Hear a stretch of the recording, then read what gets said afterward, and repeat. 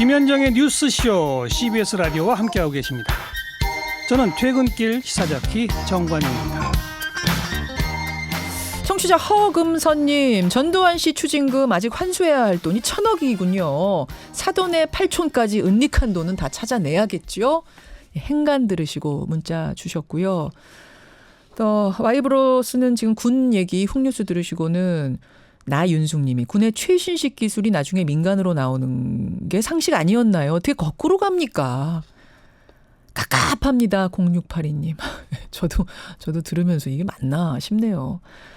고 김용균 씨 인터뷰 들으시고 가슴 아프다는 댓글이 많고요.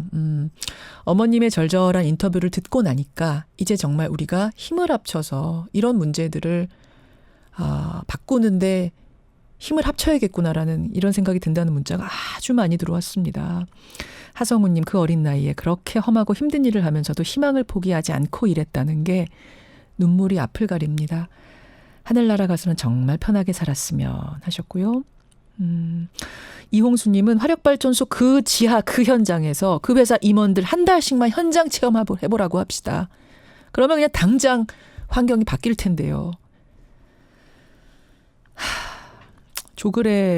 조그레고리님은 그 어머님이 얘야 용균아 가서 열심히 일해라고 말했던 게 그렇게 마음 아프다고 아까 그러셨잖아요. 들으시고 대부분 부모들이 열심히 일하라고 하지요. 회사가 이렇게 어이없는 환경을 만들어놨을 거라고 누가 생각하겠습니까?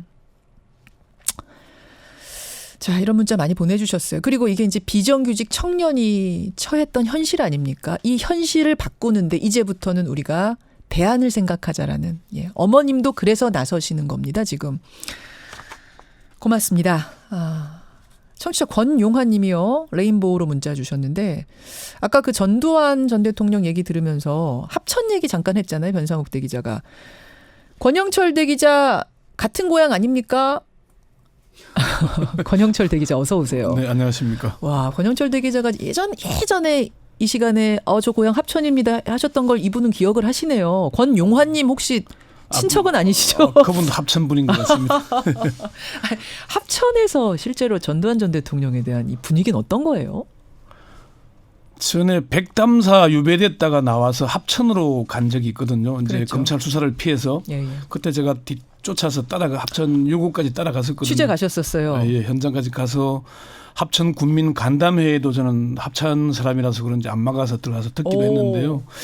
합천이 인구가 많이 줄었습니다. 노령화돼서 그분들은 그래도 전직 대통령이라는 생각들을 가진 사람들이 적지 않은 건 사실이고요.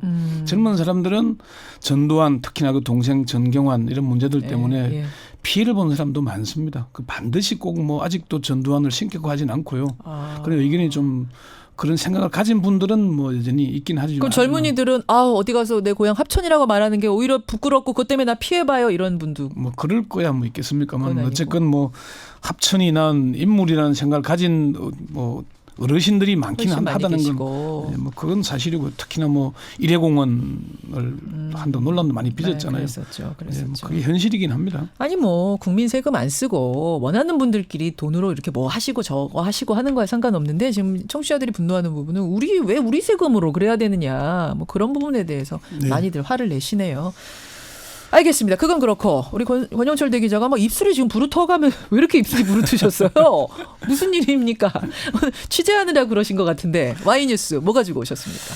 양승태 대법원의 사법농단과 관련된 얘기 두 가지를 준비를 했습니다. 하나는 사찰을 당한 차승한 판사와 관련된 얘기고요. 또 한 가지는 김명수 대법원장을 위한 변명입니다. 차승한 판사 관련해서는 먼저 차 판사가 그 포털사이트 다음 아고라에다가 법관 탄핵 청원을 소개해줄 국회의원 함께 찾기를 청원합니다. 이런 청원글 올렸더라고요. 어제 올렸습니다. 이제 하루가 지났습니다. 청원 동참자 많습니까?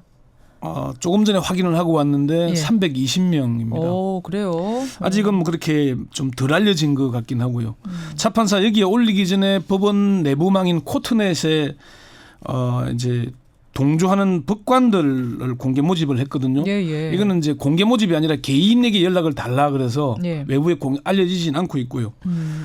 이게 320명이 서명을 했는데 지난해 7월 6일에도 다음 아고라에 판사 블랙리스트 의혹에 대한 관심을 청원합니다는 청원글을 올렸거든요. 이때는 18일 만에 10만 명을 돌파를 했어요. 아, 그래요. 이번에도 목표가 10만 명인데 달성할 수 있을지 주목이 됩니다. 다만 문제는 다음 아고라가 내년 1월 7일에 폐쇄됩니다. 서비스가 폐쇄돼요. 예. 그래서 그 전에 10만 명 달성을 해야 되는데 날짜는 18일 정도 비슷한 것 같은데 좀 더 지켜봐야 될 것 같습니다. 아까 그 제목이 법관 탄핵 청원을 소개해줄 국회 이게 무슨 말이에요? 좀 복잡한데요.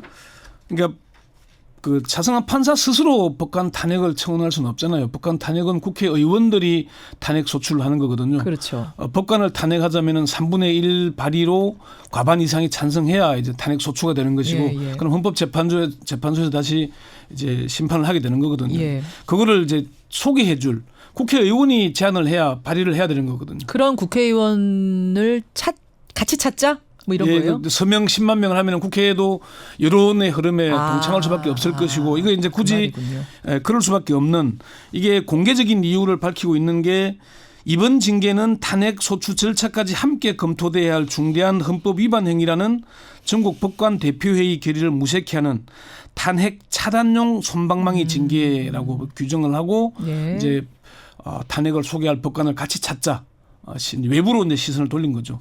예, 알겠습니다. 어떤 부분을 좀 돌이켜 우리가 돌아봐야 이게 사실 되는... 이게 공개적인 이유를 이렇게 밝혔잖아요. 예. 공개되지 않은 이유, 차승환 판사가 이렇게 할 수밖에 없는 이유가 몇 가지 있습니다.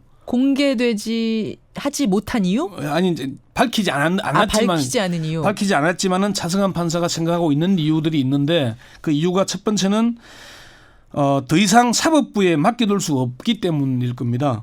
현직 판사가 법원 내부에서 문제를 해결하지 않고 외부로 도움을 청하게 되는 것은 참 이례적이고 어려운 일 아니겠습니까? 그렇죠. 이게 문제는 재판 거래에 관여하고 동료 판사 뒷조사를 한 판사들에게 재판을 맡겨도 될까요, 사실? 좀 그런 의문들에서 시작한 것 같은데, 차 판사가 이런 글을 올린 게 있습니다. 그 청원 글에 보면은 김명수 대법원장 체제 하의 법관 징계위원회는 최고 징계인 정직 1년조차 하나 없는 셀프 징계로 봉합을 한다는 표현이 나옵니다. 그리고 김명수 대법원장 체제에 대한 불신을 드러낸 게 아니겠는가. 차 판사를 잘 아는 한 중견 법관은 차 판사가 벼랑 끝에 몰려서 더 이상 다른 방법이 없다고 봤기 때문일 거다. 자신이 공격받을 걸 알면서도 이렇게 나서는 건 그만큼 절실하기 때문 아니겠나, 이렇게 얘기했습니다. 두 번째는요. 국회가 움직이지 않고 있기 때문입니다. 국회가 더 이상 움직이지 않습니까? 지난달 11월 20일 홍영표 원내대표 주재로 민주당 소속 법제사법위원들이 긴급회의를 열어서 법관 탄핵 소추를 추진하기로 결의를 했거든요. 그런데 자유한국당 반대에 부딪혀서 더 이상 아무런 조치가 없습니다. 멈췄군요. 차 판사의 동료들은 국회가 움직이지 않으니까 차 판사가 법관 탄핵 청원을 소개해 줄 국회의원 찾기에 나선 것이다. 헌법적 정의감의 발로 아니겠냐, 이렇게 봤고요. 세 번째는 사법농단에 연루된 판사들 중 감봉 이하 법관들은 곧바로 재판에 복귀를 하게 됩니다. 재판 거래에 관여하고 동료 판사 뒷조사를 한 판사들이 재판을 해도 될까요? 바로 그 부분이군요. 정직 처분을 받은 고법부장들보다 더 깊이 사법농단에 관여한 심의관 출신 판사들, 이 사람들에게 재판을 맡겨도 되는 걸까에 대한 의문이 있습니다.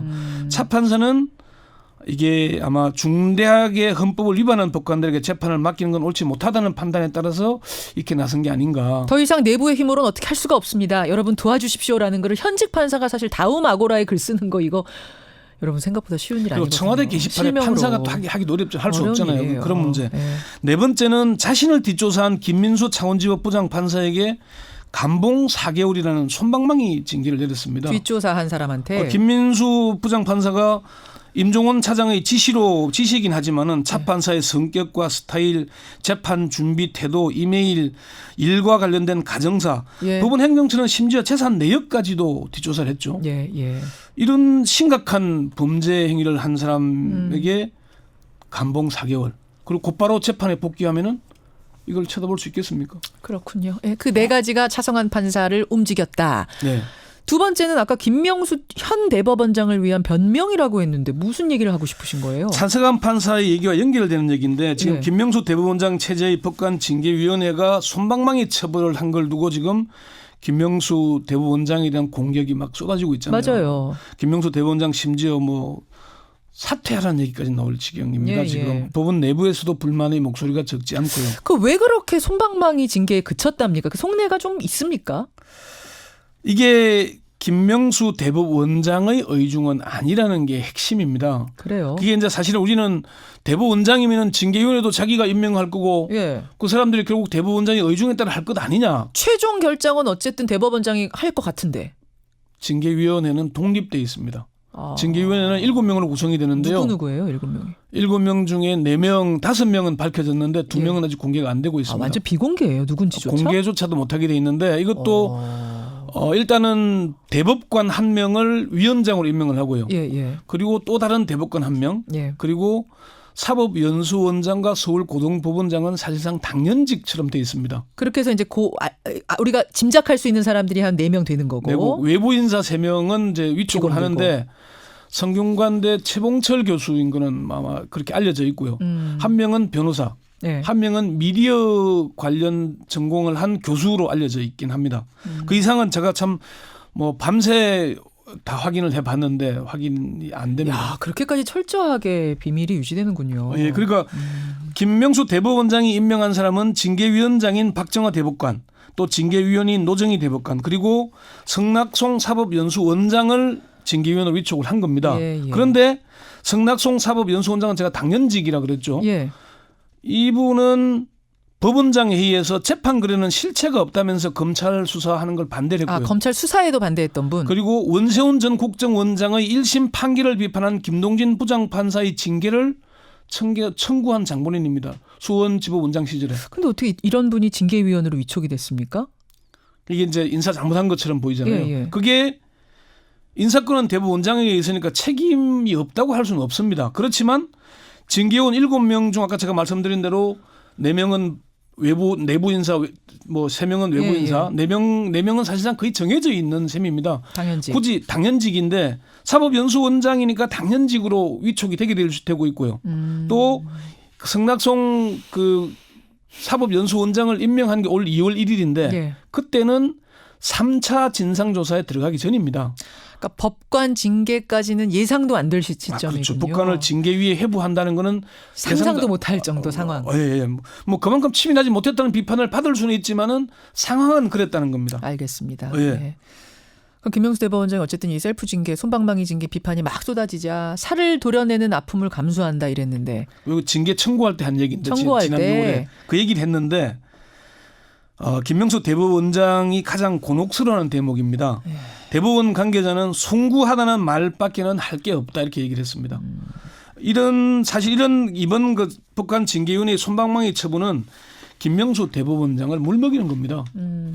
법원 내부의 소장 판사들도 이번 징계는 김명수 대법원장의 위신이 땅에 떨어진 사건이라고 이렇게 평가를 합니다. 예, 예. 대법원장이 징계를 청구하면서 엄중 조치를 여러 차례 언급했잖아요. 그런데 네. 법관 징계위원회는 판사 뒷조사 문건 작성이 확인된 김연학 서울중앙지법 부장판사, 노재호 서울고법판사에 대해서 품위 손상이 인정되지만은 정도가 약해서 불문에 붙인 겁니다. 대법원장이 징계를 청구했는데 혐의는 맞지만은 불문 처분한 거죠. 그럼 지금 법관 징계위원회라는 곳은 혹시 전 대법원장, 지금 문제가 되고 있는 양승태 전 대법원장 영향권 아래 혹시 있는 건 아니에요? 그런 생각이 자꾸 들죠. 그게 법원 내부의 평가입니다. 지금 문제가 되고 있는 사법농단 연루 판사들은 이른바 양승태 키즈들입니다. 예, 예. 사실상 당연직인 최완수 서울고법원장은 지난 국감 때 이게 양승태 대법원장 임명한 사람이거든요. 아하. 특별재판부가 위헌 소지가 있다는 발언을 했죠. 그분이군요. 그분입니다. 그러니까 이런 상황에서 그리고 아까 그 최봉철 교수, 성낙송 사법연수원장, 최완수 지금 서울고법원장은 또 서울법대 동기들이고요. 동기고. 징계위원 중 한 명과 통화를 했는데 예. 대법원장이 대법원장이 징계 청구했는데 불문 처분하면은 물먹이는 거 아니냐 물었더니 예. 증거 관계와 그런 걸 기초로 판단했다. 징계 소위가 너무 약하지 않냐고 물었더니 정직을 한 건 무거운 거 아닌가라고 거꾸로 반문을 하더라고요. 이 김명수 대법원장을 사실 세게 물먹인 겁니다. 그럼 김명수 대법원장 사법개혁에 어떻게 보면 고위 법관들이 지금 조직적으로 저항하는 거 아닌가? 저는 이런 소문 같은 건 사실 들려와요. 확인 좀 해보셨어요? 조직적으로 강하게 저항 중이라는 게 사실이라고 합니다. 몇 가지 소개를 하자면은 예, 예. 사법농단 이게 뭐가 잘못이라고 애꿎은 법관들 수사받게 만들고 사법부 신뢰 하락시키냐. 김명수 대법원장이 추진하는 사법개혁을 위해서 큰 잘못이 아닌 것을 사법농단이라고 부르면서 검찰 끌어들인 거 아니냐. 사법개혁을 할 필요가 없고 사법개혁 중 고법부장의 지방법원장 자격 박탈이나 고법 대등 합의부 구성은 고법부장의 기득권 빼앗는 것이라서 위헌 아니냐. 이런 얘기했고 심지어 고위법관들이 임종원 전 법원 행정처 차장의 무죄 전략을 짜주고 있다. 이런 얘기까지 들립니다. 야, 심각하네요. 반성도 개혁 의지도 없는 양승태 키즈들인 고위법관들이 여전히 법원을 지배하고 있는 게 현실이고 예, 예. 이 사람들이 법원을 지배하다 보니까 자성의 목소리를 내던 소장 판사들이 지쳐가고 있는 게 현실입니다. 예, 사실 예. 김명수 대법원장의 사법농단에 대한 대응이나 조치가 마음에 들지 않는 것은 사실입니다. 예. 그렇지만 지금 김명수 대법원장 체제를 비판하고 공격하는 건 양승태 키즈들에게 힘을 실어주는 길입니다. 그렇게 또 역으로 생각할 수도 있군요. 그리고 사법개혁을 무위로 돌리게 만드는 일이 될 수 있다는 것을 잊지 말았으면 좋겠습니다. 오늘 굉장히 깊은 곳까지 권영철 기자가 취재를 잘 해오셨습니다.